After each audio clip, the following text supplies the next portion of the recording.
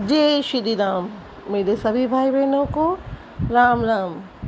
आज भक्त और भगवान चैनल पे आप सभी का स्वागत है।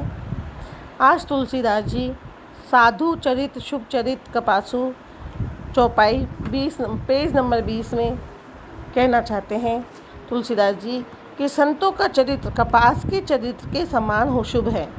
संतों का चरित्र है वो कपास जिस तरह से हमारे जीवन में शुभ रहती है, उसी तरह से संतों का चरित्र भी शुभ रहता है, जिसका फल निरस विशद और गुणमय होता है। कपास की डोरी निरस होती है, संत चरित्रों में विषय शक्ति नहीं है, इससे वह भी निरस है। कपास उज्जवल होता है, कपास है वो सफ़ेद रंग का होता है। संत का हृदय भी अज्ञान और पाप रूपी अंधकार से रहित होते हैं। जिस तरह से कपास की जो डंडी होती है वो बिल्कुल नीरस होती है, उसी प्रकार संतों का चरित्र भी विषय शक्ति नहीं होती है। संत का हृदय भी अज्ञान और पाप रूपी अंधकार से रहित होता है, इसलिए वह विशद है। और कपास में तंतु होते हैं, गुण होते हैं, इसी प्रकार संत का चरित्र भी सद्गुणों का भंडार होता है, इसलिए वह गुणमय है।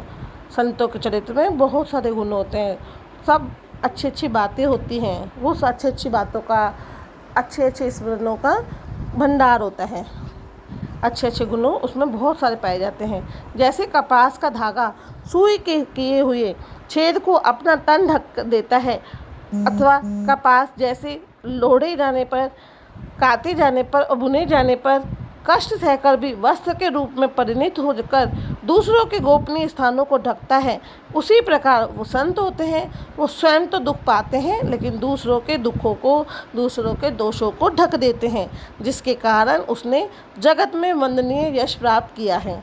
इसलिए हमें साधु यानी अच्छे लोगों के चरित्र के साथ में रहना चाहिए, अवगुणों वाले चरित्र के साथ नहीं रहना चाहिए। अगर हम अच्छे लोगों के साथ बैठेंगे तो हम अच्छा ही सीखेंगे, अच्छे बनेंगे।